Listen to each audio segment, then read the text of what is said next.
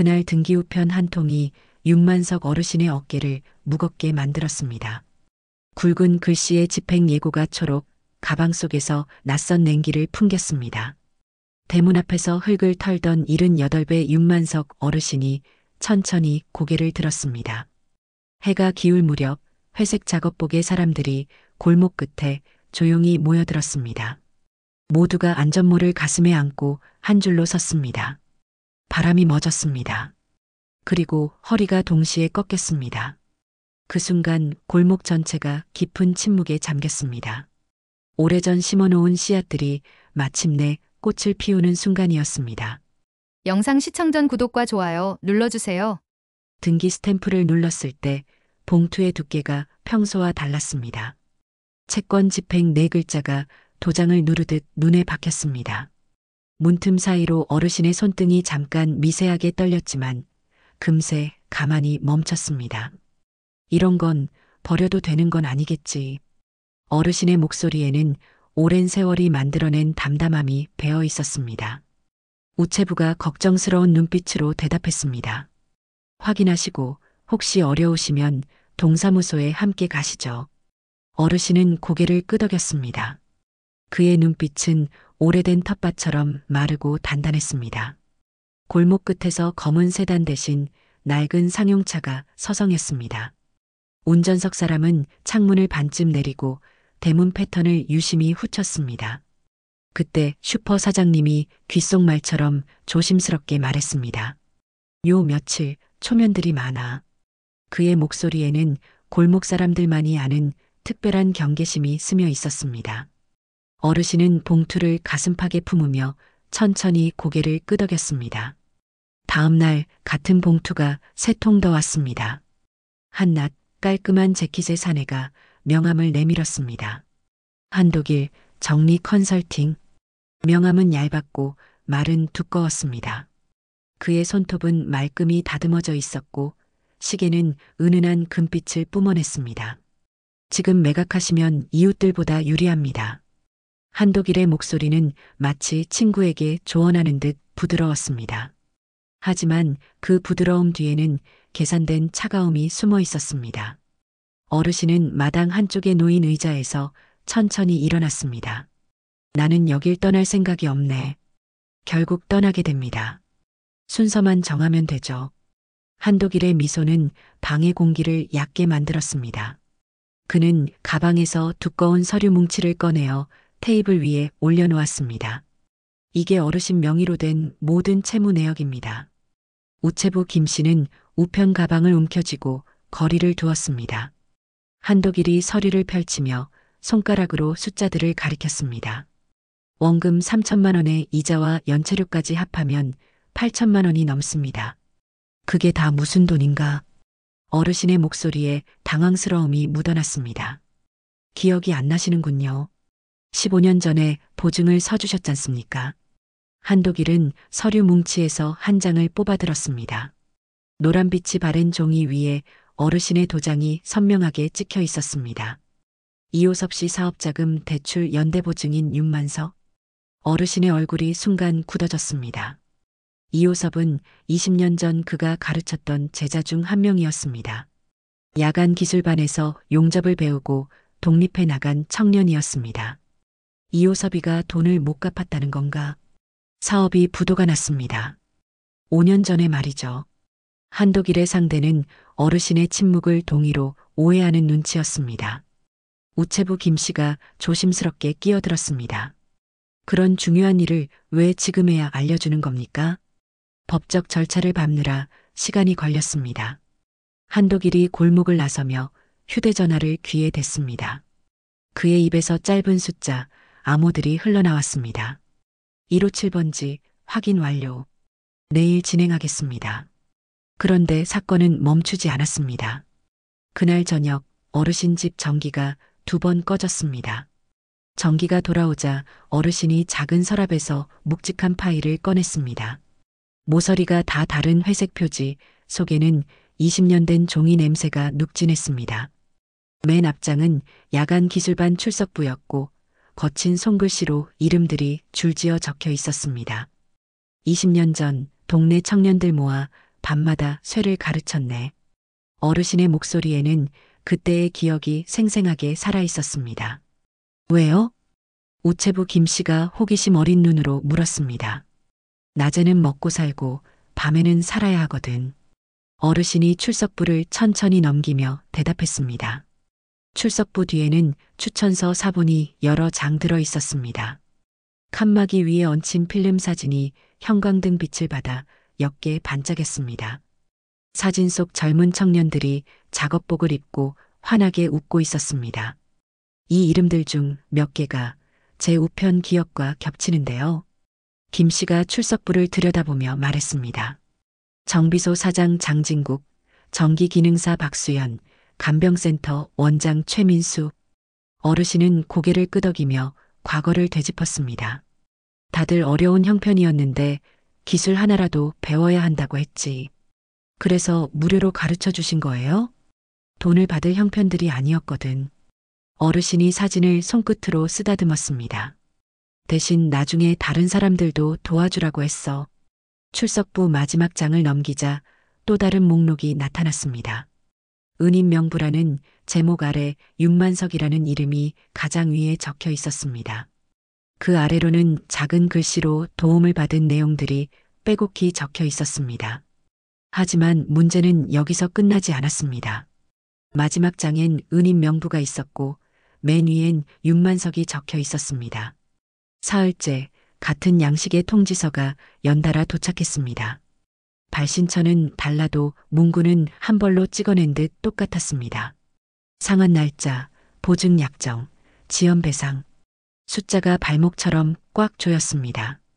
우체부 김 씨가 봉투들을 어르신 앞에 가지런히 늘어놓았습니다. 어르신, 이상합니다. 보통은 이렇게 한꺼번에 오지 않아요. 그러게 말이야. 뭔가 계획적인 느낌이 드는구나. 한독일은 다시 나타났습니다. 이번에는 더 두꺼운 서류 가방을 들고 왔습니다. 그의 옷차림도 더욱 격식을 차렸고 말투도 한층 딱딱해졌습니다. 어르신, 생각해 보셨죠? 한독일이 서류를 펼치며 볼펜을 내밀었습니다. 장부는 장부대로 움직입니다. 오늘 도장 찍고 마음 편히 쉬시죠. 어르신은 볼펜을 받지 않았습니다. 그 도장, 내 이름을 가볍게 하지 못해. 법적으로는 어르신께서 책임지셔야 할 부분입니다. 한독일이 서류에서 계산서를 꺼내어 보여주었습니다. 원금, 이자, 연체료, 관리비까지 더한 최종 금액이 빨간 글씨로 적혀 있었습니다. 1억 2천만 원이라는 숫자가 어르신의 눈을 아프게 했습니다. 우체부 김 씨는 동사무소 주무관에게 연락했습니다. 법률 상담 안내를 받고 어르신의 낡은 파일을 복사해 두었습니다. 통지서 원본도 모두 촬영해서 증거로 남겼습니다. 이 이름들이 계속 반복되네요. 김 씨가 서류들을 비교해 보며 말했습니다. 같은 회사, 같은 변호사, 심지어 같은 은행 계좌번호까지. 어르신도 서류를 자세히 들여다봤습니다. 금액은 사다리처럼 일정한 간격으로 증가하고 있었습니다. 마치 누군가 계산기로 뚝딱뚝딱 계산해서 만든 것 같았습니다. 이상하다. 내가 보증선 기억이 하나도 없는데. 어르신이 고개를 저으며 중얼거렸습니다. 특히 이호섭이 외에는 전혀 모르는 이름들이야. 한독일이 시계를 확인하며 재촉했습니다. 시간이 많지 않습니다. 내일이 최종 기한이에요. 하루 더 생각해 보겠네. 한독일의 얼굴에 짜증이 스쳤습니다. 하지만 곧 다시 억지 미소를 지으며 서류를 정리했습니다. 그럼 내일 아침 10시에 다시 오겠습니다. 그런데 사건은 멈추지 않았습니다. 집행 예고 날짜에 빨간 줄이 그어졌습니다. 집행 예정 시각 전 골목이 비질한 듯 깨끗해졌습니다. 어르신은 마당 한쪽 의자에 조용히 앉아 하늘을 올려다봤습니다. 먼지처럼 작은 벌레가 햇빛 속에서 천천히 떠다녔습니다. 아침 9시 한독일이 집행관과 함께 나타났습니다. 집행관은 공식적인 서류를 들고 있었고 뒤에는 짐차가 대기하고 있었습니다. 마지막 기회입니다. 서명하시겠습니까? 어르신은 의자에서 일어나 천천히 고개를 저었습니다. 내가 진 빚이 아니라면 갚을 수 없네. 집행관이 서류를 펼치며 절차를 시작하려는 순간이었습니다. 그때 회색 작업복 무리가 골목 초입에서 모습을 드러냈습니다. 안전모를 팔에 끼고 장비 가방을 어깨에 맨 사람들이었습니다. 현장 감독 같은 이가 소리 없이 손을 들어줄을 마쳤습니다. 1명, 2명, 3명. 어느새 10여 명이 넘는 사람들이 골목에 들어섰습니다. 모두들 조용했지만 그들의 발걸음에는 확고한 의지가 담겨 있었습니다. 한독일과 집행관이 상황을 파악하지 못하고 당황했습니다. 어르신. 맨 앞에 중년이 한 발 내디디며 깊이 숙였습니다. 야간 기술반 이호섭입니다. 늦었습니다. 이호섭의 목소리에는 20년의 무게가 실려 있었습니다. 뒤이어 사람들은 안전모를 가슴에 안고 동시에 허리를 숙였습니다. 그 순간 골목 전체가 깊은 경건함에 잠겼습니다. 집행관이 당황하며 한독일을 바라봤습니다. 이게 무슨 상황입니까? 한독일도 예상치 못한 전개에 말문이 막혔습니다. 그들 뒤에서 정식 변호사가 결정문 봉투를 꺼냈습니다. 변호사는 봉투에서 판결문처럼 반듯한 종이를 꺼냈습니다. 임시처분, 집행정지. 법원 도장이 둥글게 찍혀 있었습니다. 변호사는 도착하자마자 조용히 읽어내려갔습니다. 채권 성립의 상당성 부족, 서류간 위변조 의심, 집행유예. 변호사의 목소리는 차분했지만 그 한마디 한마디가 무거웠습니다. 집행관이 서류를 받아들고 내용을 확인했습니다. 우리는 합법적으로 진행해왔소. 한독일이 목소리를 높였지만 떨림이 감춰지지 않았습니다. 그래서 합법적으로 멈춥니다. 변호사가 추가 서류를 꺼내어 보여주었습니다. 보증서 서명 필적 감정 결과, 인감증명서, 발금 내역 조회 결과입니다.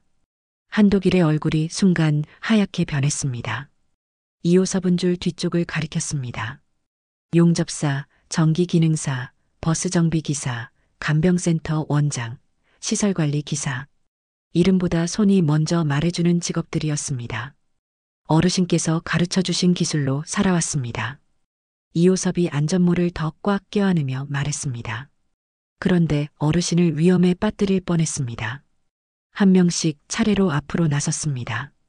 거친 손에는 각자의 삶이 새겨져 있었습니다. 용접 불꽃에 그을린 자국, 전선을 다루며 생긴 상처들. 15년 전 제가 사업을 시작할 때였습니다. 이호섭이 떨리는 목소리로 고백했습니다. 급하게 돈이 필요해서 어르신께 도움을 청했어요. 어르신의 기억이 서서히 되살아났습니다. 그때 이호섭이 찾아와서 보증을 부탁했던 일이었습니다. 하지만 금액은 300만 원이었지 3천만 원이 아니었습니다. 그런데 제가 서류를 제대로 확인하지 않았습니다. 이호섭이 주먹을 꽉 쥐었습니다. 중간에 누군가 금액을 바꿔치기 한 것 같습니다. 변호사가 증거 서류를 펼쳐 보였습니다. 원본과 사본의 필적이 다른 부분들이 빨간 동그라미로 표시되어 있었습니다.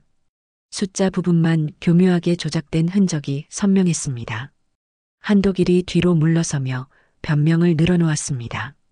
저희는 의뢰받은 대로 진행한 것뿐입니다. 그 의뢰인이 누구죠? 집행관이 한독일을 날카롭게 쳐다봤습니다. 한독일은 대답하지 못하고 입술만 달싹거렸습니다. 상황이 자신에게 불리하게 돌아가고 있음을 깨달았기 때문입니다. 그런데 사건은 멈추지 않았습니다. 맨 끝줄에서 한 노인이 울음을 삼키며 앞으로 걸어왔습니다. 어르신, 저 장진국입니다. 노인의 목소리가 바람에 떨렸습니다. 어르신의 시선이 한순간 흔들렸고 금세 깊어졌습니다. 공장 끊고 나서 밤마다 선을 다시 배웠지. 장진국이 작업복 주머니에서 낡은 수첩을 꺼냈습니다. 20년 전 야간 기술반 때 적었던 용접 노트였습니다. 첫날 나사머리 하나도 못 맞추던 작자. 어르신이 희미한 미소를 지으며 기억을 되짚었습니다. 둘째 날부터는 선생님이 무릎을 굽혀 내 눈높이를 맞춰줬습니다. 장진국의 목소리가 쥐어짜듯 낮아졌습니다. 그의 눈가에 20년 전 그날 밤의 기억이 되살아났습니다. 차가운 공장 바닥에서 무릎을 꿇고 가르쳐 주던 어르신의 모습이었습니다. 사람들이 차례로 한마디씩 내놓기 시작했습니다. 사고 난 버스의 브레이크를 밤새 고쳐서 대형 참사를 막은 정비사. 정전된 병원에 새벽에 달려가 전력을 복구한 전기 기능사. 어르신이 가르쳐 주신 건 기술만이 아니었습니다. 간병센터 원장 최민수가 앞으로 나섰습니다. 사람을 대하는 마음도 함께 배웠어요. 어르신은 말보다 눈으로 듣고 있었습니다. 그 눈빛 속에는 미안함, 안도, 그리고 묵묵한 자부가 함께 어우러져 있었습니다. 골목의 공기가 기침처럼 한번 떨렸습니다. 이호섭이 사람들을 돌아보며 말했습니다. 우리가 뒤늦게나마 알게 된 사실이 있습니다. 어르신께서 우리를 위해 얼마나 많은 것을 희생하셨는지를. 용접사가 거친 손으로 눈물을 닦았습니다. 취업 추천서를 써주시려고 밤늦게까지 자료를 준비하셨죠. 전기 기능사가 고개를 끄덕였습니다. 기능사 시험 볼 때 수업료까지 대신 내주셨어요. 시설관리 기사가 떨리는 목소리로 증언했습니다. 그것뿐만 아니라 작업복, 안전화까지 사주셨죠. 어르신의 희생은 그들이 생각했던 것보다 훨씬 컸습니다. 야간 기술반을 운영하기 위해 어르신이 개인적으로 부담한 비용만 해도 수천만 원이 넘었습니다. 그 모든 것을 한 번도 내색하지 않았던 것입니다. 그때 반대편에서 한독일의 아들이 다가와 고개를 숙였습니다. 아버지 일 잘못되었습니다. 젊은 사내의 목소리는 모래를 씹는 듯 거칠었습니다. 한독일이 아들을 보고 눈을 크게 떴습니다. 서류가 이상했는데 모른 척했습니다. 한독일의 아들이 떨리는 손으로 봉투를 꺼냈습니다. 아버지가 하시는 일이 옳지 않다는 걸 알면서도 말리지 못했어요. 한독일이 아들을 노려보았지만 발걸음은 더 이상 나아가지 못했습니다. 변호사가 집행정지 결정문을 다시 높게 들었습니다. 우체부 김 씨는 통지서 묶음을 봉투에 정리해 넣었습니다. 아버지 회사에서 이런 일을 계속해왔어요. 아들이 고개를 숙인 채 계속 말했습니다. 가짜 보증서를 만들어서 노인분들을 협박하는 일을. 집행관이 한독일을 향해 다가섰습니다. 이 건에 대해서는 별도 수사가 필요할 것 같습니다. 한독일의 얼굴이 하얗게 질렸습니다. 이호섭이 조심스레 말했습니다. 오늘은 공구를 내려놓고 먼저 사람을 세웁니다. 작업복 무리는 안전모를 벗어 가슴에 안았습니다. 어르신이 천천히 일어나서 이호섭에게 다가갔습니다. 고생했구나, 이호섭아. 죄송합니다, 어르신. 제가 더 조심했어야 했는데. 어르신이 이호섭의 어깨에 손을 올렸습니다. 내가 잘못한 게 아니야. 악한 사람들이 틈을 노린 거지. 이호섭의 눈에서 눈물이 흘러내렸습니다. 한독일이 마지막으로 변명을 시도했습니다. 저희도 의뢰인의 지시에 따라 한 일일 뿐입니다. 그 의뢰인이 누구인지 밝혀야겠군요. 변호사가 추가 서류를 준비하며 말했습니다. 집행관도 수사기관에 신고하겠다고 밝혔습니다. 한독일은 결국 아무 말도 못하고 현장을 떠날 수밖에 없었습니다. 그런데 사건은 멈추지 않았습니다. 이호섭이 낡은 원고지를 꺼내 들었습니다. 원고지 첫 줄에 검은 붓글씨가 단정하게 앉아 있었습니다. 윤만석, 밤수업, 추천장 20통, 긴급 생활비 5번. 사람들이 숨을 고르듯 조용해졌습니다. 이 명부는 우리가 빚은 마음입니다. 이호섭이 원고지를 높이 들어 보였습니다. 돈이 아니고 자세입니다. 바람이 지나가며 명부의 모서리를 살짝 들었습니다. 종이 위에 적힌 이름들이 햇빛에 반짝였습니다. 어르신이 기억하지 못했던 작은 도움들까지 모두 기록되어 있었습니다. 장진국, 작업복 지원, 시험 응시료 대납, 취업 추천서 작성. 이호섭이 한 줄씩 읽어 내려갔습니다. 박수연 기능사 교재 구입, 실습장 대여료, 합격 축하금. 어르신이 한 발 나섰습니다. 그저 내 앞에 앉았던 사람에게 했을 뿐일세. 그게 우리를 일으켰습니다. 최민수가 간병센터에서 일어난 일을 들려주었습니다. 치매 할머니 한 분이 계셨어요. 가족들이 포기했을 때였죠. 어르신께서 가르쳐 주신 대로 끝까지 포기하지 않았습니다. 그 할머니는 결국 의식을 되찾았고 가족들과 재회할 수 있었습니다. 최민수는 그때 어르신이 해주셨던 말을 잊을 수 없었습니다. 사람은 누구나 존중받을 자격이 있다. 장진국이 자동차 정비소에서 겪은 일도 마찬가지였습니다. 사고 난 버스를 고칠 때였어요. 부품값이 너무 비싸서 포기하려 했죠. 하지만 어르신 말씀이 생각났어요. 기술은 사람을 살리는 거라고. 그는 밤새워 중고 부품을 구해서 버스를 고쳤습니다. 그 버스는 다음날 아이들을 태우고 안전하게 운행할 수 있었습니다. 만약 그때 포기했다면 큰 사고가 날 뻔했습니다. 전기기능사 박수연의 이야기는 더욱 감동적이었습니다. 병원 정전 사고 때였어요. 수술 중인 환자가 있었죠. 어르신께서 가르쳐 주신 응급복구법을 사용했습니다. 그 덕분에 수술은 무사히 마칠 수 있었고 환자의 생명을 구할 수 있었습니다. 박수연은 그날 어르신의 가르침이 얼마나 소중한지 깨달았습니다. 기술은 단순한 기능이 아니라 생명을 구하는 도구였습니다. 사람들의 증언이 이어질수록 어르신의 영향력이 드러났습니다. 그가 심어놓은 씨앗들이 각자의 자리에서 꽃을 피우고 있었던 것입니다. 단순히 기술을 가르친 것이 아니라 삶의 자세를 전해준 것이었습니다. 이호섭이 골목 한가운데 빈자리를 가리켰습니다. 빈자리는 작은 창고가 될 자리였습니다. 사람들은 십자 드라이버, 낡은 토치, 점검계, 비상용 매트를 가지런히 내려놨습니다. 표차례는 한 줄씩 정성스럽게 적혔습니다. 누구나 빌림, 누구나 돌려줌. 이호섭이 망치를 내려놓으며 말했습니다. 어르신께서 우리에게 해주신 것처럼 이제 우리가 다른 분들께 해드릴 차례입니다. 장진국이 렌치 세트를 정리하며 고개를 끄덕였습니다. 어르신은 대문 기둥에 손을 얹었습니다.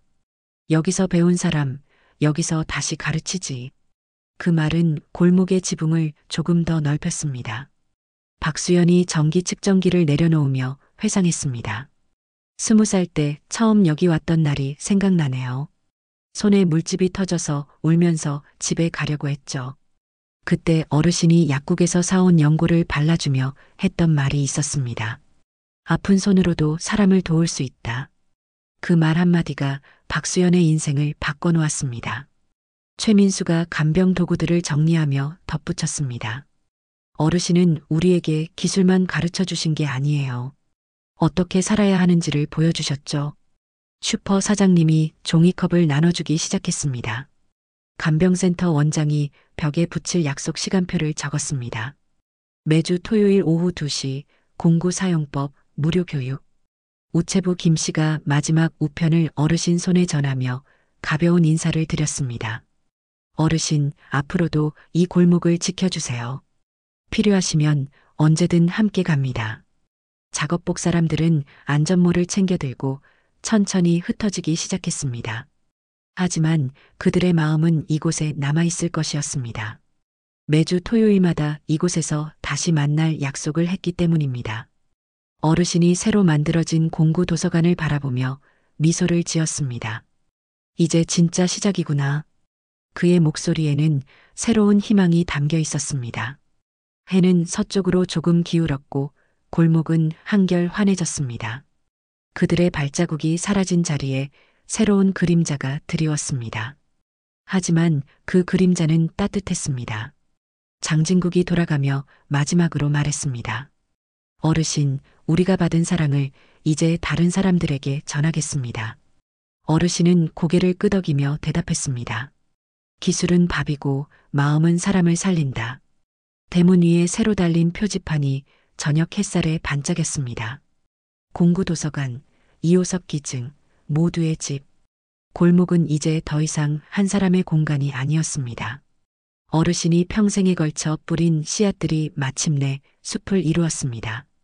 그리고 그 숲에서 새로운 씨앗들이 다시 자라나기 시작했습니다. 오늘 사연은 여기까지입니다. 구독과 좋아요 부탁드리고 오늘도 행복한 하루 보내세요. 감사합니다.